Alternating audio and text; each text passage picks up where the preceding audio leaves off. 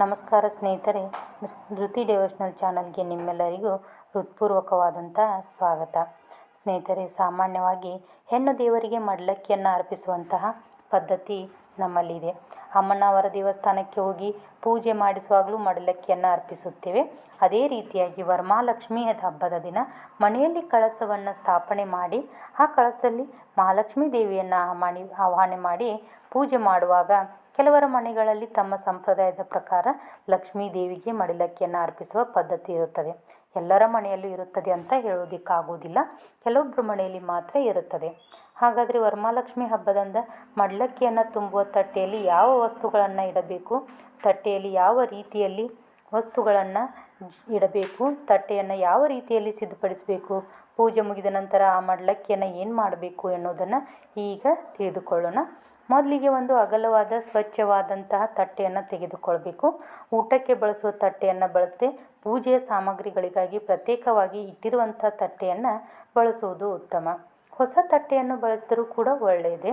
ಆ ತಟ್ಟೆಯಲ್ಲಿ 5 ಅಳತೆ ಅಕ್ಕಿಯನ್ನು ಹಾಕಬೇಕು.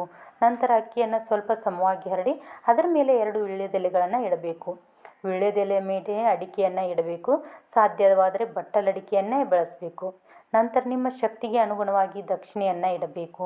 1 ರೂಪಾಯಿ ನಾಣ್ಯದಿಂದ ಹಿಡಿದು ನಿಮ್ಮ ಅನುಕೂಲಕ್ಕೆ ತಕ್ಕಂತೆ ಯಾವುದೇ ಮೊತ್ತವನ್ನು ಇಡಬಹುದು. ಇಲ್ಲಿ ಮುಖ್ಯವಾಗಿ ಶ್ರದ್ಧೆ ಮತ್ತು ಭಕ್ತಿಯ ಮುಖ್ಯ ಆಗಿರುತ್ತೆ. ಅದರ ಜೊತೆಗೆ 2 ಕವಲು ಒಡೆದಂಥ ಅರಿಶಿಣದ ಕೊಂಬುಗಳನ್ನು ಇಡಬೇಕು. ನಂತರ ಗೌರಿ ಅಥವಾ ಬಾಗಿನ ಎಂದು ಕರೆಯುವ ಪ್ಯಾಕ್ನಲ್ಲಿ ಸಾಮಾನ್ಯವಾಗಿ ಸಿಗುವ ಅರಿಶಿಣ, ಕುಂಕುಮ, ಕಾಡಿಗೆ, ಕನ್ನಡಿ, ಬಳೆಗಳು ಮುಂತಾದ ಮಂಗಳ ವಸ್ತುಗಳನ್ನು ಸಹಿತ ಇಡಬಹುದು. ಮುಂದೆ 3 ಅಥವಾ 5 ವಿಧದ ಹಣ್ಣುಗಳನ್ನು ಇಡಬಹುದು.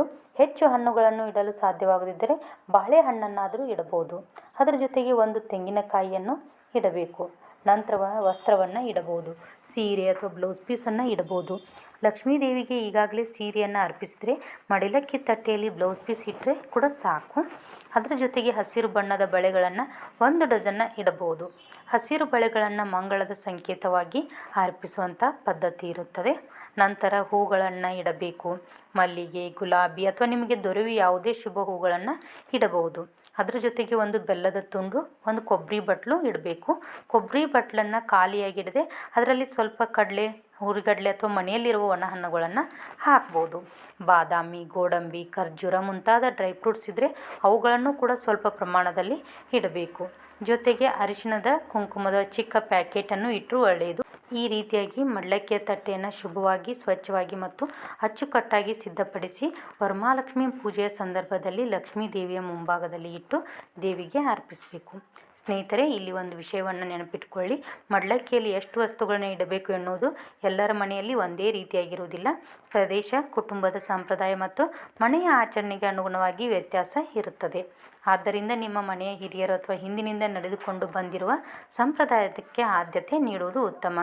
ಇನ್ನು ಪೂಜೆ ಮುಗಿದ ನಂತರ ಕಳಸ ವಿಸರ್ಜನೆ ಮಾಡಿದ ಮೇಲೆ ಈ ಮಡಿಲಕ್ಕಿಯನ್ನು ಏನು ಮಾಡಬೇಕು ಎನ್ನುವುದನ್ನು ನೋಡೋಣ. ಪೂಜೆಯ ನಂತರ ಮಡಿಲಕ್ಕಿಯನ್ನು ಮನೆಯ ಹೆಣ್ಣು ಮಕ್ಕಳಿಗೆ, ಸುಮಂಗಲಿಯರಿಗೆ ಅಥವಾ ಮನೆಯ ಸಂಪ್ರದಾಯದ ಪ್ರಕಾರ ಅರ್ಹರಿಗೆ ಕೊಡಬೇಕು.